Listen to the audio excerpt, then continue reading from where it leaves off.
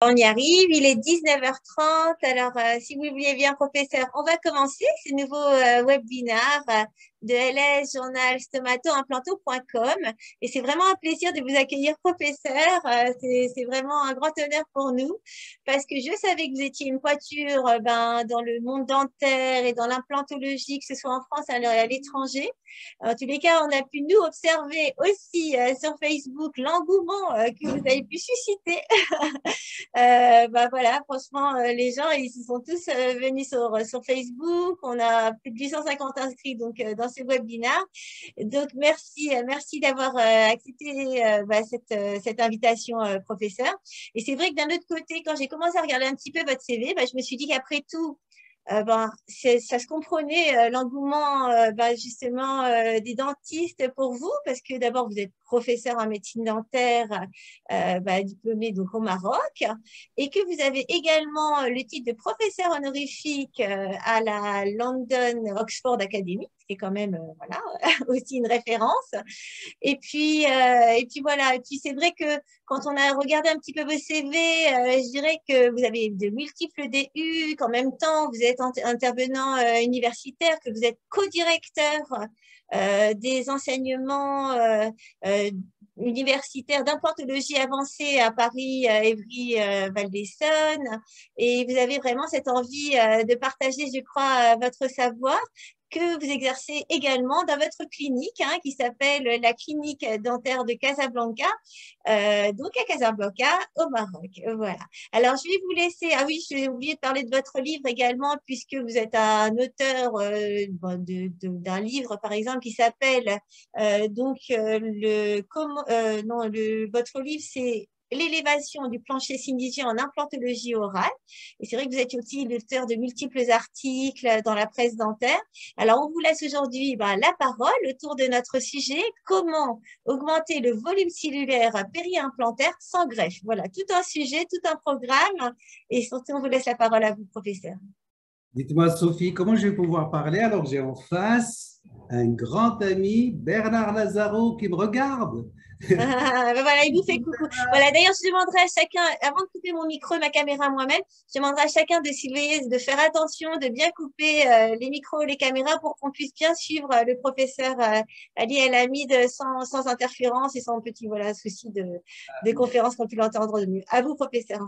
Merci beaucoup, Sophie. Merci pour cette occasion que vous m'offrez. Je suis ravi de voir que je suis entouré d'énormément d'amis sympathiques qui regardent. Je ne pense pas que j'ai grand-chose à leur apporter parce que c'est des choses qu'ils connaissent déjà. J'en avais déjà parlé à plusieurs reprises. Tout à l'heure, on a vu Armin. Armin m'avait invité une fois et j'avais parlé du même sujet à Cracovie. Donc, ça ne change pas grand-chose. C'est le même sujet. Sauf que peut-être j'ai agrémenté avec des diapositives, avec des photos un peu plus parlantes. Donc, je vous remercie pour cette occasion que vous m'offrez. Et c'est avec plaisir que je raconterai ce que j'ai à raconter. Donc, ce que j'ai à raconter, c'est comment augmenter le volume tissulaire périimplantaire sans aucun apport, sans aucune greffe, sans aucun substitut, sans aucune greffe ni osseuse, ni muqueuse. Donc, voilà de quoi je vais parler. Tout le monde sait, c'est une introduction obligatoire. Tout le monde sait que quand on perd une dent, on perd l'os qui va avec, essentiellement du côté vestibulaire. Ça, c'est des choses connues, personne ne revient là-dessus. Et on sait que cette résorption est essentiellement horizontale du côté vestibulaire, essentiellement, puisque ça peut atteindre parfois 63% du volume initial. Il y a une résorption aussi sur le plan vertical, elle est plus discrète. C'est pour cela aussi que ce que je vais proposer va intéresser une petite augmentation sur le plan vertical, mais c'est essentiellement le plan horizontal qui nous intéresse. Alors, cette résorption aboutit à des schémas pareils. Chaque fois qu'on a envie de poser un implant, de restaurer un édentement, on est devant ce genre de situation. On a une dépression du côté vestibulaire, ce qui parfois pose des problèmes sur le plan esthétique et sur le plan maintien des tissus. Donc, et cette résorption est plus ou moins importante en fonction de l'architecture osseuse. Voici des crânes qui m'ont été gracieusement prêtés par mon maître et ami Jean-François Daudy. Et donc, quand on a la chance, on va dire, d'avoir une corticale externe, une table externe qui est un peu épaisse, la résorption est moindre. Mais quand on a une corticale comme ça, complètement transparente, il est évident que la perte de la dent va s'accompagner avec une perte horizontale beaucoup, beaucoup plus importante. Ajouter à ça tout ce qui est atteinte parodontale, comme on voit ici du côté gauche, hein, qui n'a pas laissé grand-chose. Mais quand même, il a laissé suffisamment d'os pour pouvoir implanter sans apporter quoi que ce soit. Les lésions endodontiques aussi finissent par résorber l'os. Et donc, on se retrouve devant des situations extrêmement fragiles, extrêmement minces, qui compromettent un peu la pose classique des implants. C'est pour cela que déjà, dans la profession, c'est un peu connu que tout le monde essaye de préserver l'alvéole au moment de l'extraction, sauf qu'on sait que c'est probablement une illusion que nous faisons. Je ne pense pas qu'on puisse préserver un alvéole en rajoutant quoi que ce soit.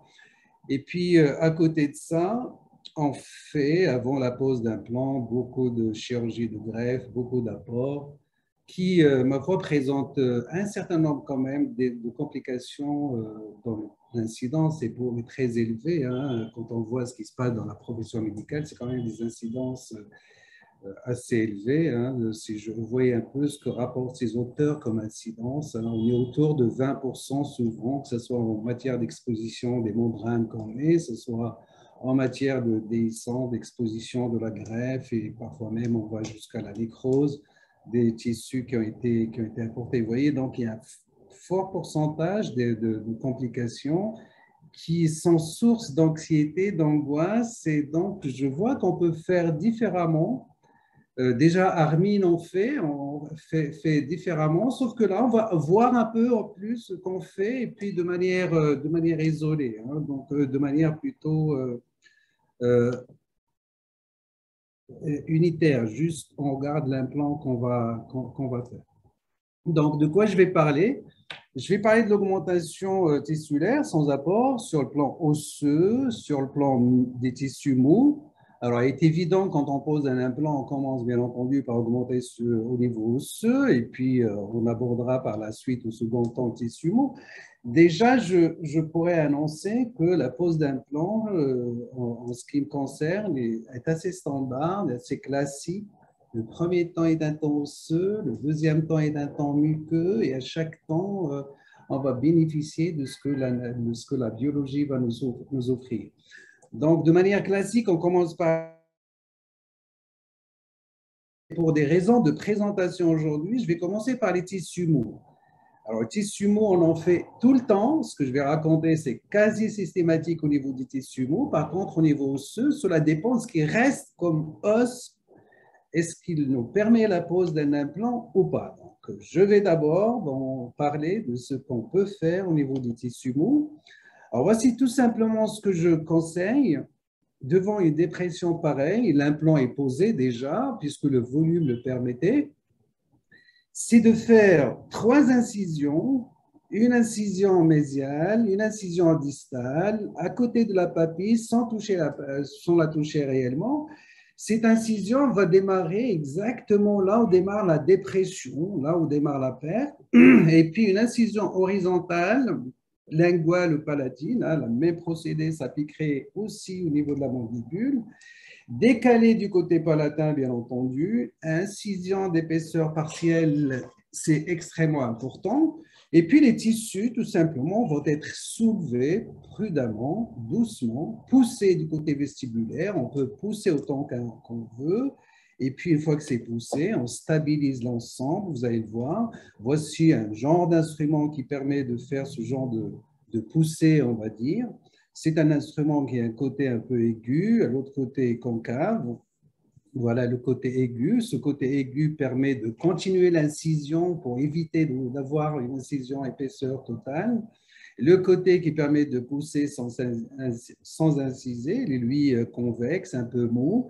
Et puis, une fois que c'est poussé, hein, ce petit lambeau, on va dire un lambeau muqueux, déporté du côté vestibulaire, et les bloquer soit par le pilier de cicatrisation, soit de préférence avec une provisoire, surtout antérieure, et laisser bloquer de cette manière. Et c'est ça qui est un peu choquant certainement pour ceux qui nous suivent, c'est qu'il n'y a aucune suture à faire, juste il est bloqué, vous le maintenez pendant un petit moment, il reste en place sans strictement aucun souci de déplacement. Et puis, bien entendu, là, je suis dans des concepts de biologique tout à fait normaux. Vous avez un caillot sanguin qui va se mettre sous ce lambeau. Ce caillot fera qu'on va gagner énormément. Et voici le résultat à quelques jours, hein, où on voit qu'on a gagné beaucoup au niveau tissulaire. Et voici la définitive, une fois qu'il est placé. Donc, voici encore une autre situation. Voici un implant champion ici, avec lequel, avec son châtel en bloc, ce lambeau muqueux, incisé partiellement, décollé partiellement, bloqué par le châtel, mais une provisoire peut faire affaire. Voici donc le pilier prothétique. Donc, de cette manière, je disais, regardez dans cette situation un peu spectaculaire, hein, où vous avez une perte extrêmement importante.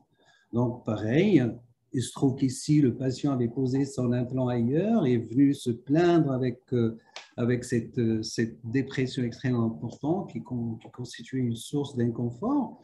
J'avais tout simplement retiré le pilier, mis une vis de la couronne, le pilier, mis une vis de couverture et laissé les choses se faire, cicatriser. Au deuxième temps chirurgical, donc voici la technique, une incision déportée du côté palatin, 2 incisions sur la crête et puis l'ensemble est poussé. Je récupère le pilier parce que le système, je ne le connaissais même pas. Je récupère le pilier, puis je le place, je mets une provisoire et cette provisoire maintient ce lambeau déplacé du côté vestibulaire en place. Regardez de combien il est écarté, mais bien entendu, vous concevez avec moi que vous avez un caillot sanguin qui bloque, un caillot sanguin qui permet l'adhésion et qui donnera lieu, bien entendu, à des conjonctives. Voici le résultat qui peut sembler assez spectaculaire. Ça ne m'a rien demandé, tout est gratuit, offert par la nature. Vous passez de ça à ça en quelques semaines, là, dans 3-4 semaines, vous êtes là. Et donc, de cette manière, vous pouvez passer d'une situation pareille à une situation pareille. Hein. Ce n'est que les tissus existants qui sont déportés du côté vestibulaire, aucune greffe conjonctive, aucune manipulation supplémentaire, au contraire, moins de manipulation, puisque même pas les sutures sont recommandées. Donc, vous pouvez passer, encore une fois, de cette situation à cette situation. Vous avez des systèmes implantaires qui, pour des dents postérieures, et ça je le conçois bien, par contre, ils vous donnent la possibilité d'augmenter l'épaisseur qui permet de maintenir le lambeau un peu plus décalé du côté vestibulaire, comme ici vous avez le gingiva clinique, chez Eurotechnica vous avez le e-physio. Sinon, au niveau antérieur, il vaut quand même mieux faire une provisoire. Et ça, c'est extrêmement important, une provisoire à lisser qui permet de maintenir les tissus à distance. Aussi dans ce cas, comme il est passé de cette situation à cette situation, et là, vous avez un pilier tout à fait naturel, normal, un pilier en titane, et puis la définitive qui a été faite, juste en jouant sur les tissus. En incision du côté, voici une situation clinique dans laquelle vous avez deux dépressions, une au niveau de la 6, une au niveau de la 4. Vous verrez avec moi qu'au niveau de la 4, c'est un peu plus profond, un peu plus prononcé. C'est pour cela que les incisions horizontales sur la crête vont être faites de manière différente. Celle où on a besoin de plus de tissu va être plus décalée du côté palatin. Alors que de l'autre côté, au niveau de la 6, il est décalé un peu moins, donc ce qui permet de gagner, de pousser un lambeau beaucoup plus important au niveau de la 4, un peu moins au niveau de la 6.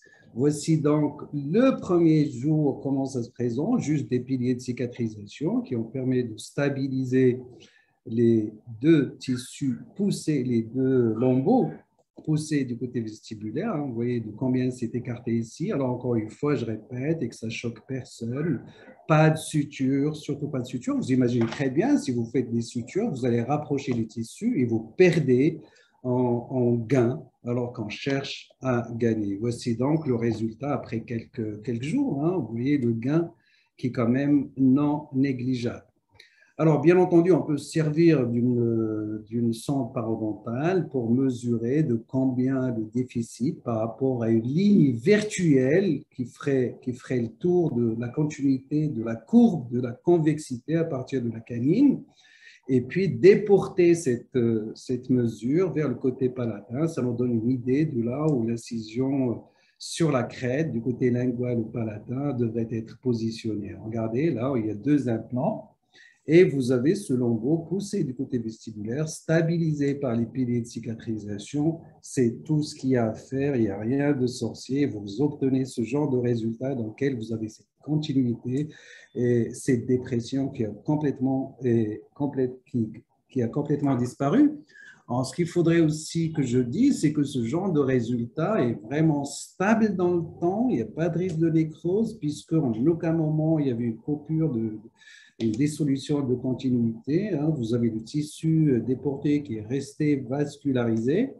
Et tout ce que vous avez ici, c'est un gain qui est un gain grâce à ce que la nature nous donne gratuitement, comme dit professeur Jean-Pierre Bernard, free from nature, grâce à ce qui est connu dans la biologie, dans le phénomène de cicatrisation, donc cicatrisation par deuxième intention. Cette cicatrisation par deuxième intention est quelque chose d'extrêmement important qu'il doit falloir tout simplement en profiter. Je voudrais encore revenir sur ces incisions épaisseur partielle. C'est extrêmement important pour ne pas mettre à nu l'os. Vous avez ici un édentement assez important, les implants sont assez importants sur les prémolaires et les molaires, les incisions sont faites et le décollement se continue avec cet instrument. Vous voyez très bien qu'ici, l'os est encore couvert de conjonctive. Donc, on déporte de l'épithélium, bien entendu, mais pas que l'épithélium, parce qu'il va se creuser. Il faut qu'il y ait une couche de conjonctive qui va assurer la nutrition et la vascularisation, bien entendu, de ce lambeau qu'on déporte, qu'on pousse, qu'on décale du côté vestibulaire. Donc, le conjonctif est quelque part séparé en deux parties. Une partie qui va rester sur l'os pour ne pas avoir de résorption osseuse, et une partie qui maintient l'épithélium poussé en nutrition. Et voici donc, une fois que c'est poussé, là, je n'ai pas cherché à gagner beaucoup, mais vous imaginez si on est à la mandibule, si je voulais gagner un peu plus, mes incisions, je les aurais décalées encore un peu plus bas et poussées un peu plus. Et voici ce que vous obtenez comme résultat. En plus de ces concavités qui deviennent qui deviennent des convexités, c'est comme ça que ça devrait être, on a surtout gagné en tissu kératinisé du côté vestibulaire, et ça, tout le monde sait l'importance d'avoir du tissu kératinisé, de la gencive kératinisée du côté vestibulaire. Donc, vous voyez encore une situation qui a été faite il y a quelques années, et vous voyez que la gencive kératinisée, les dépressions qui ont disparu. Ça se fait aussi chez les édentés totaux, qu'on appareille par des implants. Le déplacement du tissu est encore beaucoup plus aisé sur une grande surface. Vous arrivez à pousser tout ce tissu kératinisé palatin du côté vestibulaire et à stabiliser avec les piliers de cicatrisation ou avec un bridge complet provisoire si vous en avez fait. Vous pouvez tout simplement le rebaser. Et encore une fois, pas de suture à faire parce que les sutures approcheront les tissus et nous feront perdre en épaisseur.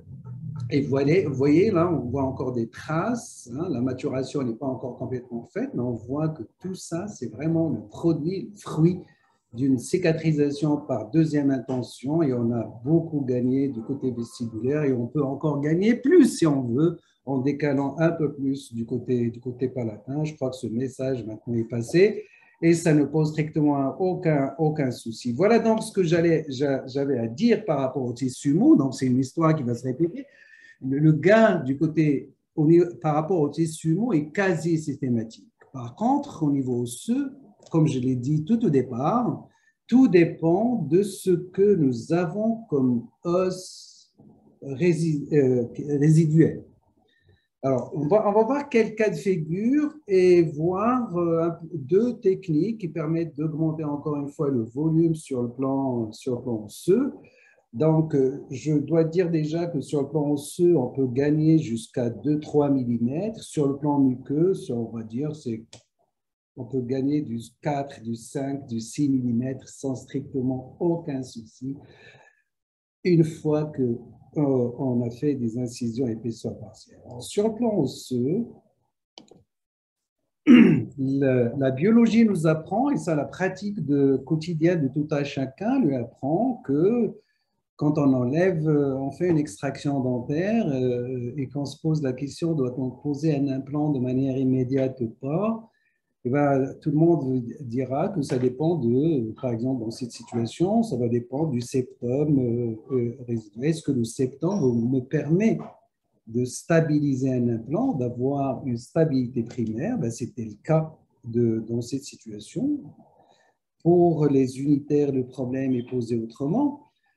Par contre, on sait tous que l'ossification de cet alvéole va se faire de manière spontanée, sans aucun rajout, pourvu que, au moment de la pose d'implant, on aurait cureté un peu, même de manière un peu agressive au niveau des alvéoles restés, pour que le sang vienne et c'est ce sang qui va garantir la formation osseuse. Donc, sans aucun rajout encore une fois. Voici donc la situation après quelques semaines. Hein. Bien entendu, inévitablement, on s'est empêché du 12e, on a fait l'économie du 12e temps chirurgical, ce qui fait que cette dépression du côté vestibulaire est inévitable, mais on le savait à l'avance. Bon, peut-être on a gagné 2 mois parce qu'on a posé un implant de manière immédiate, mais cette situation est irrémédiable quand on pose ce genre d'implant, hein, qui est un excellent implant pour les molaires. Mais si on voulait gagner, on aurait posé un autre implant, gagné en tissu, en épaisseur, on aurait posé un autre implant qui permet qui va complètement être couvert de tissu mou, et à ce moment-là, au deuxième temps chirurgical, on les ramène. C'est à mon avis, c'est l'attitude qu'il faudrait adopter tout le temps. Et voici quand même hein, une sculpture de la gencive avec une provisoire, avec la couronne définitive même, hein, sans aucune précaution particulière au moment de l'extraction et de l'implantation immédiate. Je fais un clin d'œil à tous les artifices qu'on met au moment de l'extraction d'une dent, d'une pose immédiate avec les piliers de cicatrisation anatomique ou la résine ou le composite qu'on injecte pour maintenir la forme de l'alvéole. Sachez que tout simplement, une couronne va créer elle-même ce profil de convergence recherchée sans beaucoup de complications au niveau chirurgical, sans se compliquer la vie. L'attitude normale à avoir, c'est, d'ailleurs, le site ne le permet pas, une extraction qui vient être faite, il n'y a pratiquement pas de septum, donc on va cureter, on va laisser venir le sang et on va laisser les choses cicatriser tranquillement. Moi, je suis convaincu de la chose suivante, c'est que tout ce qu'on met à l'intérieur d'un alvéole est amené à se résorber pour qu'il soit remplacé d'os. Et donc, cet effort que l'organisme va faire pour résorber ce qu'on met, on va peut-être lui faire l'économie et on va juste cureter pour faire appel au sang. Et c'est ce sang-là qui va garantir la formation osseuse. Alors, 2 mois, quelques semaines plus tard, ce site est revisité. On voit bien la cicatrisation, encore une fois, qui s'est faite par deuxième intention. Donc, vous voyez qu'on n'invente rien. Une dépression du côté vestibulaire, on sait, c'est inévitable. Et quand on soulève un lambeau, on va découvrir, et ça tout le monde le sait, la chose suivante, c'est que l'os est formé.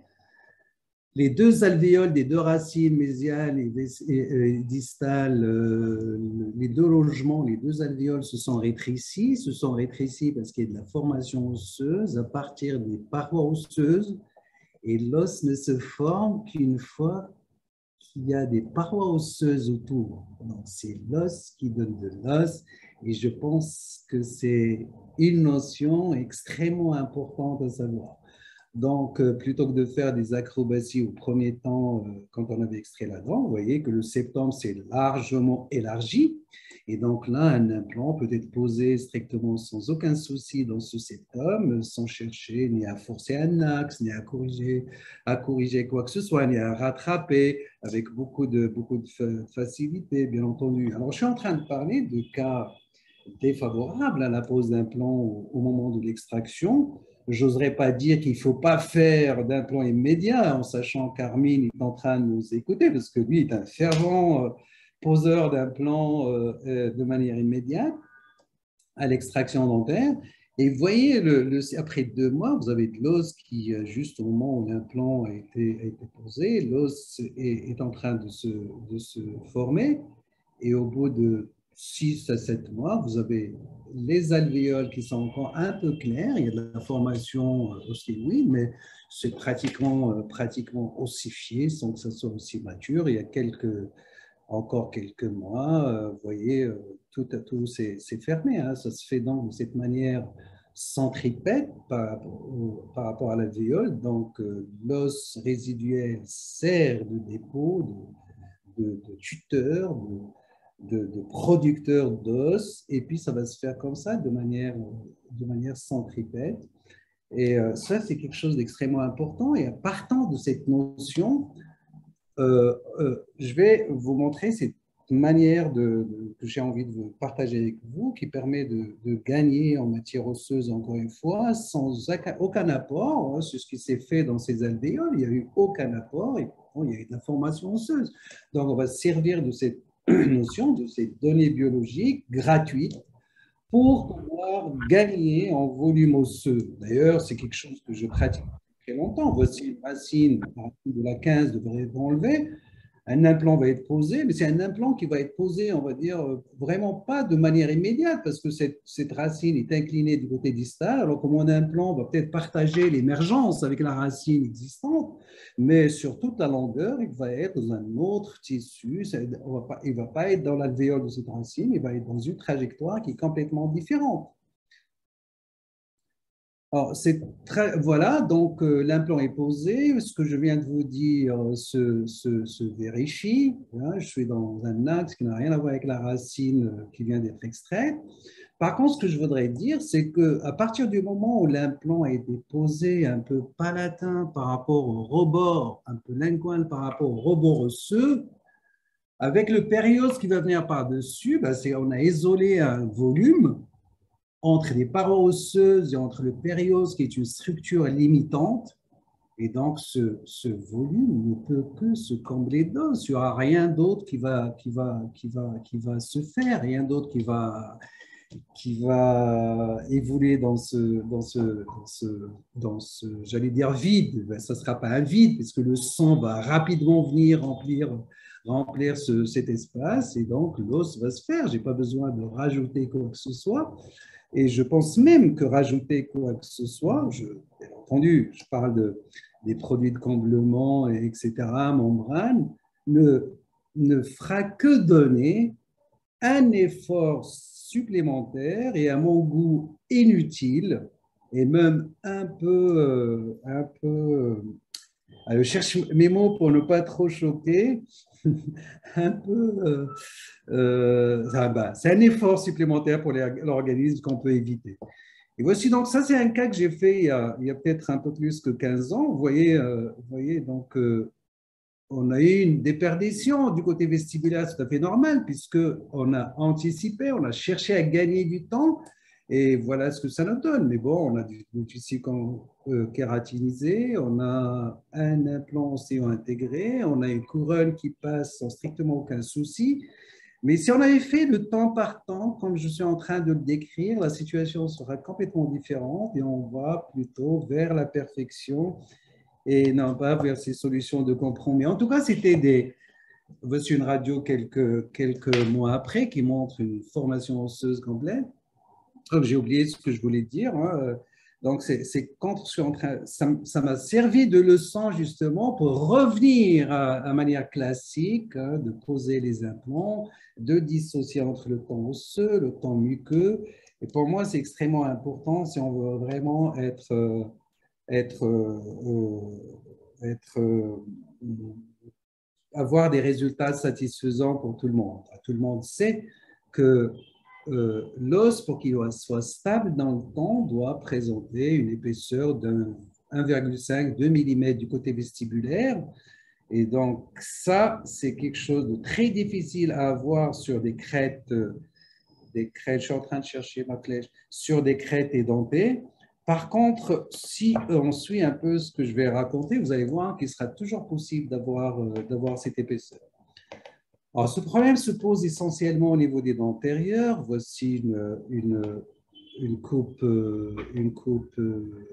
3D dans laquelle vous voyez un peu ce qui reste au niveau de cette crête, mais on voit qu'on a une corticale qui va se résorber énormément.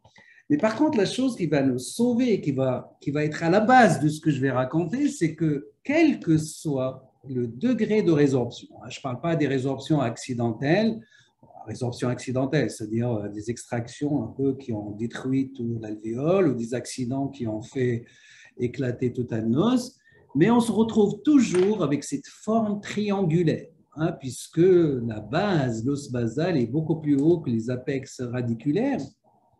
Et rien ne nous empêche d'aller vers ce côté, au contraire, c'est même recherché. Donc, le fait d'avoir cet aspect triangulaire à base supérieure au maxillaire, à base inférieure à la mandibule, est vraiment la providence en implantologie qui nous permettra de poser des implants, quel que soit le degré de résorption osseuse, à condition d'avoir du spongieux, cortical du côté vestibulaire, cortical du côté lingual et du spongieux. Même si on n'a que 3 mm entre les deux, on va pouvoir poser un implant. Suivez bien ce que je vais vous raconter tout de suite. Alors, voici une situation dans laquelle on a une dépression du côté vestibulaire. L'os résiduel, on peut le mesurer cliniquement avec des oscillomètres, ou alors on peut faire un cone beam. Voilà. Ici, vous voyez qu'on a du 4 mm. Tout le monde sait que pour poser un implant standard, il faut du 6 mm. Donc ici, il nous manque 2 mm pour pouvoir respecter cette donne qu'on vient de dire, avoir 1,5 mm, 2 mm du côté vestibulaire. Alors 4 mm, j'ai juste de quoi faire passer un forêt 2 mm.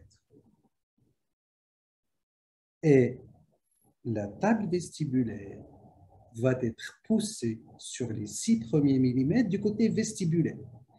L'implant va être posé en essayant d'avoir un espace vide entre la partie vestibulaire de l'implant et la partie corticale qui a été volontairement poussée du côté vestibulaire. Et on se retrouve exactement dans la situation que j'ai montré tout à l'heure, un implant immédiat posé avec 2 alvéoles déshabitées du côté mésial et du côté distal. Là, je suis dans une alvéole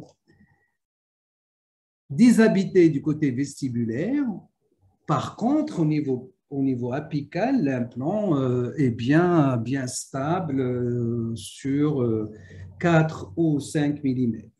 Et toute cette partie cervicale, coronaire, on va dire, de l'implant, est poussée moyennant cet instrument qui m'a été offert, qu'il en soit chaleureusement remercié par Armin, présent parmi nous aujourd'hui. Merci beaucoup d'être là, Armin. J'espère t'entendre tout à l'heure et discuter avec toi. Donc, cet instrument, c'est avec cet instrument qu'on va pousser les 6 premiers millimètres. Et au deuxième temps chirurgical, on va faire ce qu'on a fait tout à l'heure pour ce que j'ai expliqué tout à l'heure pour les tissus mous. Je vous disais que pour le tissu mou, c'est quasi systématique, hein. On ne peut que gagner. Stabiliser avec ce lambeau déplacé du côté vestibulaire, et stabiliser par cette provisoire transvissée. Pas de suture, bien entendu, ça je l'ai dit. Voici donc le résultat qu'on obtient. On est dans la continuité au niveau des tissus mous et que cette dépression a disparu. Et alors, il m'est arrivé que j'en sois pardonné de prendre des cone beams après. Vraiment, je l'ai fait 2, 3 reprises et c'était motivé par autre chose. Autrement, je n'aurais jamais radié des patients. Déjà que la prise des cone beams n'est jamais systématisée chez moi, cliniquement, avec la panoramique, avec la panoramique et l'examen clinique, on sait si oui ou non il y a suffisamment d'os.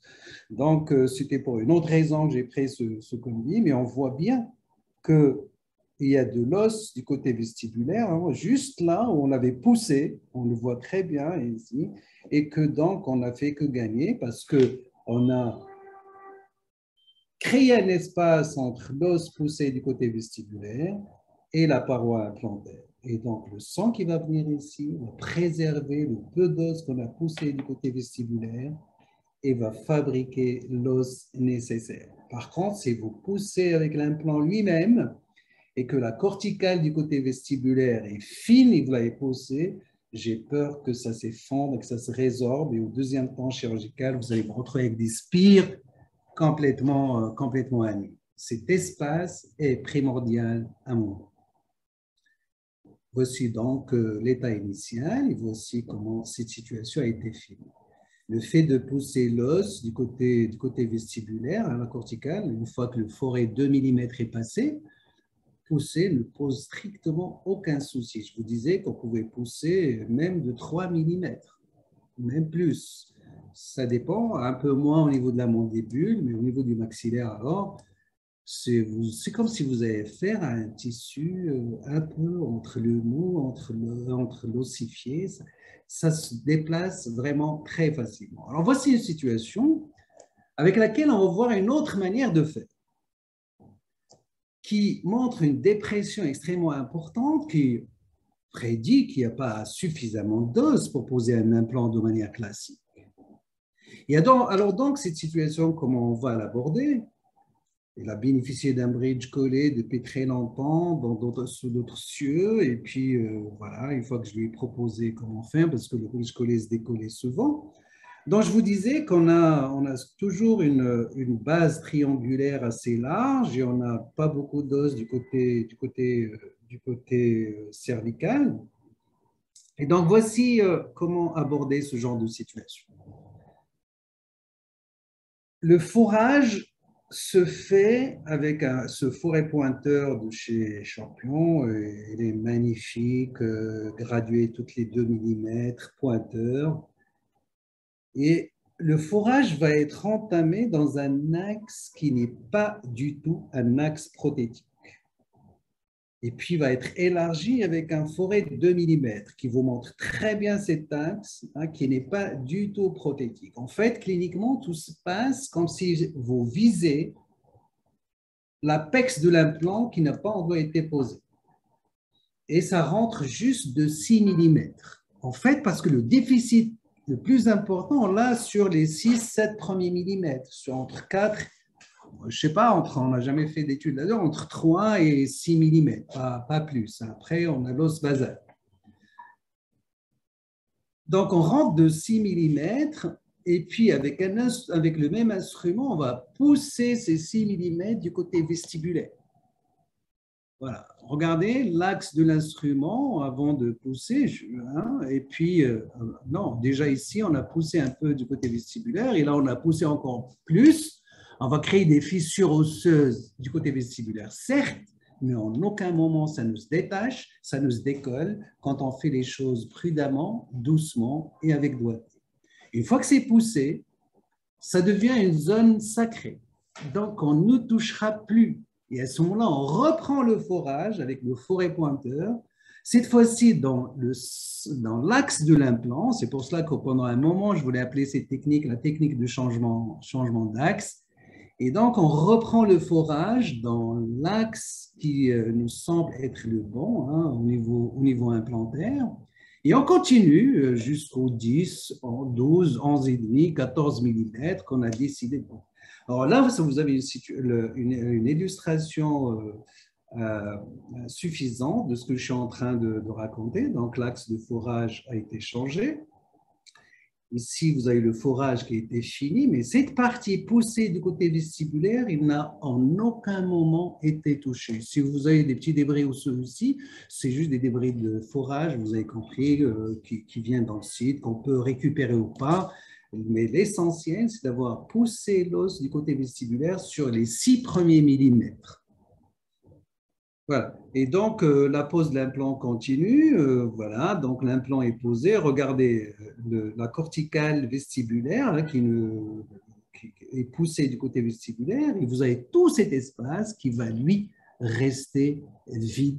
Le sang va venir et ce sang va à la fois nourrir ce que vous avez poussé du côté vestibulaire et va prévenir la formation osseuse au niveau de ce gap, chose qu'on connaît très bien dans les cicatrisations alvéolaires. Et voilà, donc vous passez de cette situation à celle-là. Et dans ce cas, bon, ben, une couronne a été faite juste après 2 mois. Hein, une couronne a été faite de manière par CAD-CAM dans la même séance, moyennant un scan d'outil anti-base. C'est des choses que… Et regardez le résultat final. Bien entendu, la couronne, vous allez m'en vouloir un petit peu. Mais bon, ce n'est pas le sujet aujourd'hui. Le sujet, c'est ce gain en tissu par rapport à cette crête que vous avez vue au départ. Alors, comme c'est quelque chose d'assez un peu particulier, j'avais demandé au Dr Nada El Hamid de me faire une illustration et en voici une.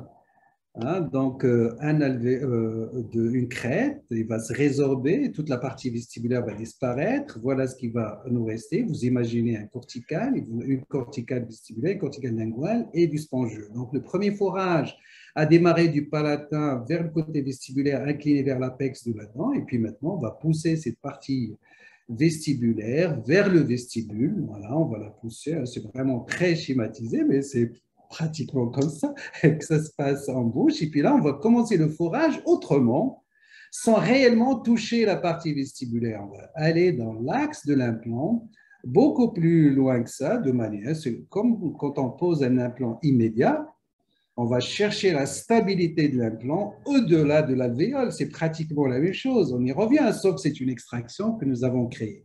Voici une illustration un peu plus parlant, puisqu'il reprend les choses un peu différemment. Donc, le premier axe de forage qui est orienté complètement bizarrement hein, du côté palatin, et puis élargissement, et puis poussée de la table du côté externe, qui est vestibulaire, et puis maintenant le forage va démarrer dans l'axe implantaire. Voilà, donc un fourré pointeur et puis le fourré pilote qui devrait cesser d'être appelé comme ça parce que finalement, et ce n'est pas vraiment le fourré pilote. Et voici l'implant qui a été posé. Et quand on peut poser légèrement un frais cristal, le système le permet avec ses hauteurs sulcus, c'est magnifique. Donc, tout au début, je voulais appeler ces techniques la technique de changement d'axe. C'est professeur Jean-Pierre Bernard tient absolument à ce qu'on appelle le push-out, et il a probablement raison, puisqu'on va pousser out, on va pousser du côté vestibulaire, aussi bien les tissus mous que le tissu osseux. Par contre, il y a bien cette notion de changement d'axe qu'il faut qu'il trouve sa place dans le nom de cette technique. Alors, donc là, je vais passer rapidement quelques cas cliniques, mais avant, je vous montre cette vidéo qui montre que cliniquement, l'os peut être poussé sans strictement aucun souci. Regardez, hein, vous créez des petites fêlures sur le plan osseux, des petites fissures, mais bon, l'os reste éloigné là où vous l'avez poussé et c'est magnifique. Ça nous permet donc de réaliser tout ce que je suis en train de vous dire. À la mandibule, pareil, hein, ça peut se faire avec un peu plus de difficulté, mais vraiment, il n'y en a pas, hein, ni au maxillaire, ni à la mandibule, mais disons qu'à la mandibule, c'est un peu plus résistant. Le forage commence, comme je vous l'avais dit, dans ce site qui est un peu aminci. Et avec cet instrument, on va pousser la corticale externe, puis on va épicer autrement. Et là, vous allez voir la crête qui va passer peut-être de 4 mm ou 3 mm et demi à 6 mm. L'implant va être posé, hein, regardez, et vous avez tout ça que vous avez poussé du côté vestibulaire et le sang arrive immédiatement et là, on a gagné pas. Ah, c'est pour ces raisons, j'ai concocté un petit coffret qui fait appel un peu à tous les systèmes. Je prends tout ce qui est de bon chez certains et chez d'autres. Ici, vous reconnaissez le forêt pointeur de chez Champion, hein, toutes les 2 millimètres et les gradués, et puis un forêt 2 millimètres de diamètre qu'on appelait avant le forêt pilote. Maintenant, ce forêt, le forêt pointeur, est à la fois pilote, mais il vous donne la précision au à l'endroit où vous allez percer. Et puis des forêts élargisseurs progressifs qui vous permettent de vous adapter par rapport au système que vous voulez poser. Donc, ce coffret est indépendant, que chacun peut faire chez lui, indépendant du système. Donc, voilà, l'essentiel du message est passé, mais je vais passer quand même quelques situations cliniques qui vous montrent plus en détail ce que je vous ai raconté tout à l'heure. C'est une situation clinique, hein, avec une perte importante du côté vestibulaire. Regardez la minceur de la crête. Regardez la minceur de la crête une fois qu'il est dénudé. Et donc, on va faire pareil, sauf que là, il y a un soulevé du plancher sinusien. Et vraiment, des substituts osseux résorbables à court terme, c'est un seul endroit où j'en mets, c'est dans le sinus. En ce qui me concerne, regardez, on va pousser les structures du côté vestibulaire, les implants sont posés, la cicatrisation est faite. Au deuxième temps chirurgical, on va encore pousser les tissus, cette fois-ci émo, pour gagner en volume. Vous passez de cette situation à cette situation. Regardez le gain que vous obtenez en jouant sur les tissus. Alors, voici une situation clinique qui peut sembler assez catastrophique. C'est quelqu'un qui vit avec ses bagues qui ne servent à rien, sauf à stabiliser les dents antérieures malgré leur état, parce qu'ils sont ankylosés. Quand on prend des radios, regardez, c'est quelqu'un qui est à la veille d'un recrutement important, mais sauf qu'on lui a dit, avec des dents pareilles, on ne peut pas. Donc, regardez la 11 qui est complètement résorbée, et puis cliniquement, on le voit bien. La 22 dans laquelle la racine est quasiment inexistante, sauf le cône de Gutta qui est là. Regardez cliniquement comment la situation se présente. Donc, on va laisser la nature agir une fois qu'on a enlevé les deux dents à problème, à savoir la 22 et la 11. On va laisser les choses cicatriser tranquillement. Et 2 mois après, des implants sont posés. 2 mois après, des provisoires sont faits de la même manière. Et puis voici le départ et l'arrivée de ce cas avec juste une facette au niveau du. C'est encore une situation clinique, hein, qui m'a été adressée comme ça, avec enfin, une dépression du côté vestibulaire, et puis c'est provisoire avec sa propre dent qui est là depuis un certain nombre de mois. Voici donc, une fois qu'on a démonté cette dent naturelle maintenue en provisoire, c'est de la 11, la crête qu'on découvre. Le cone beam, bien entendu, là, c'est justifié. Justifié chaque fois que cliniquement, je vois qu'il y a un manque d'os. Et vraiment, cliniquement, on peut savoir si oui ou non il y a un manque d'os. Et là, par contre, Sophie, c'est un super article que je peux vous proposer. Le profil des tissus mous, est-ce que ça prédit le profil osseux? C'est quelque chose qu'on a ici prouvé, mais sans aucune publication nulle part. Je vais probablement vous le proposer bientôt. Donc, on voit bien que l'os résiduel ne permet pas. On a cette base qui est extrêmement importante, qui est large, mais on a un effondrement sur toute la longueur de la crête. Donc, on va aborder les choses. Donc, je répète un peu ce que je vous ai raconté, mais avec un cas qui va illustrer très bien. Regardez, on va déporter du côté palatin, cette fois-ci, le premier forage dans un axe qui est vraiment pas du tout prothétique.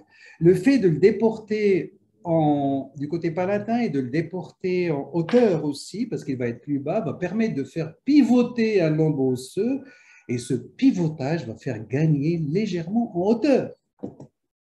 Donc voilà, on continue avec un forêt un peu élargisseur, et puis on va pousser maintenant cette corticale externe sur 6 mm. Regardez, cet instrument a commencé dans cet axe, et puis en poussant, on vient du côté vestibulaire, et là le forage est repris, donc technique de changement d'axe dans le bon axe.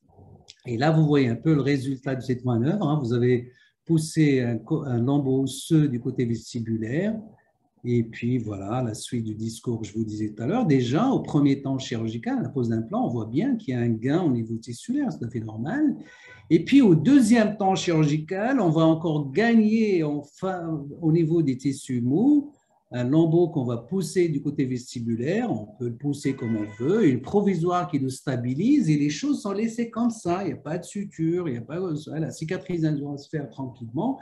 Et voici un peu le résultat. Regardez très bien hein, ce qu'on a gagné ici. Tout ça, c'est du gain qui est en cours de maturation. Et voici la couronne définitive. Allez, je vais frimer un peu, que j'ai fait moi-même, parce que quand il s'agit d'une centrale unitaire, je préfère que ça passe par moi. Je monte ma céramique directement en bouche, et ça, c'est encore un autre volet. C'est un jour, vous voulez qu'on en parle. Et encore une radio qui vous montre, 3D, qui vous montre cette formation osseuse autour de l'implant au niveau cervical. Par contre, un peu plus apical, ben, on s'est ancré sur ce qui est restant et qui ne peut être qu'avantageux. Bien entendu, au niveau des dents antérieures, il ne faut pas chercher à poser des implants de gros diamètre, hein, des implants 3 c'est prouvé par la littérature. C'est largement suffisant, 3 ou 3,5 ou 3,5 de diamètre, et il ne faut pas aller plus. Alors, je vais peut-être terminer par ce cas. On voit une dépression extrêmement importante, hein, et on va aborder de la même manière. Hein, donc, le 3D justifié, on voit très bien qu'il y a un manque de volume osseux. Regardez, on est dans les 3 mm, mais on a un cortical externe, cortical interne. Il y a un spongieux entre les deux. Donc, le forage va être commencé un peu plus bas, un peu plus palatin, ce qui permettra de pivoter un petit lambeau osseux sur 6 mm, comme je vous disais tout à l'heure. On prend ce tissu osseux sur le site de l'implant, dans le site de l'implant, et pof, on va le pivoter du côté vestibulaire, doucement, lentement, il vous suivra sans strictement aucun souci. Voilà jusqu'à quel point ça peut être poussé. Et maintenant, on reprend le forage dans le bon axe. Le forêt pointeur, gradué toutes les 2 mm de chez Champion, un forêt élargisseur de 2 mm en fonction des systèmes. Il faut connaître les graduations et puis de s'arrêter. Là, on a envie de s'arrêter. Puis voilà, on élargit un peu en fonction du système qu'on va poser. L'implant est posé, encore une fois, je me répète, mais si je me répète, c'est pour que le message puisse passer sans souci. Vous avez la table du côté vestibulaire poussée avec du son emprisonné entre les deux. On ferme. On voit bien déjà au premier temps chirurgical, juste à la pose d'implant, qu'on a gagné un peu en volume. On laisse le temps faire. Et puis au deuxième temps chirurgical, on va faire exactement de la même manière que ce qui est expliqué au début, juste au niveau du tissu mou, incision épaisseur partielle. On pose ces tissus, on stabilise par une provisoire et voilà ce qu'on obtient comme résultat. Alors là aussi, c'est un autre message que j'aimerais apporter. Hein. Si vous êtes équipé en 4 cam, c'est sympa. Ici, je prends un pilier standard pré-taillé que je couvre de super bond. Ça sert de pack. Et puis ben, je fais une couronne jaquette en céramique. La jaquette est de retour. C'est le sujet d'une conf que je vais faire bientôt dans un congrès de prothésistes art oral qui aura lieu vers le mois de juin à Marrakech, où je plaidoyerai pour le retour des couronnes de jaquette qu'on a abandonné, que la profession a abandonné dans les années 70. Maintenant, réellement, c'est du bonheur de les apporter. Ici, vous n'avez que de la céramique. Il n'y a strictement pas de chape.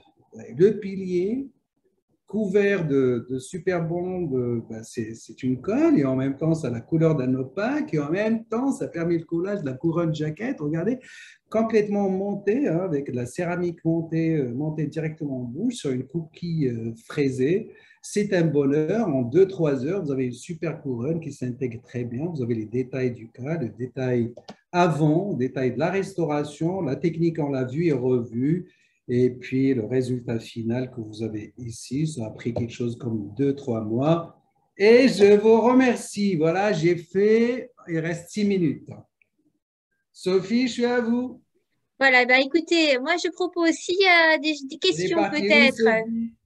Ouais, voilà, je suis là. S'il y a des questions peut-être, bah, si les gens veulent Elle bien les arrive. écrire, on les Alors, je suis posera. à vous. Je ne sais pas s'il y a des questions, si je dois Bah, me si vous avez des questions, n'hésitez pas fuir, à si les je dois écrire. répondre à des Sinon, bah, questions. on va se dire, Dites-moi. ben, apparemment non, voilà.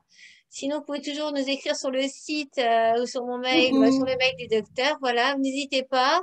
Et on vous remercie infiniment, professeur, pour cette belle animation. Je crois que aussi il y avait Fanny, justement, de Champion Implant qui va Je aller vous entends annoncer. pas.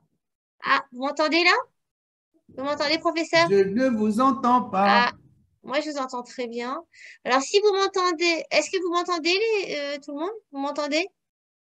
Non. Oui, Ouais, vous m'entendez. Ok, super. Non, je oui. voulais annoncer aussi deux Je prochaines vous journées. entends pas. Ah, mince. Ouais, je vous entends en tous les cas, professeur. Bon, alors, on va peut-être. Ouais, Voilà. je vous entends en tous les cas, professeur. Moi, je vous Ah, entends sur super. Bon, alors, on va Facebook. peut-être. Voilà, non, c'était juste pour dire il y allait Mais avoir deux grandes journées champions à plan non, ça ne peut pas qui sont marcher comme ça. organisées. Le 13 mai, alors c'est une journée en présentiel, cette fois-ci, qui est limitée à 30 participants, où chacun va justement échanger ses secrets d'implantologie, voilà. Et puis, il y a le 14 mai qui va être vraiment une grosse journée champion à plan. Je crois que vous allez être un des intervenants cette fois-ci. C'est cette fois-ci en digital. Et donc, il y aura pas mal d'interventions, d'intervenants, dont vous, professeurs, qui aurez le plaisir d'animer ce symposium, justement, champion le 14 mai. Voilà, je vous remercie à toutes et à tous. Et Je puis, je ne vous sais souhaite pas une entendre. très, très bonne soirée. Merci beaucoup, professeur. À très bientôt. Au revoir. Au revoir.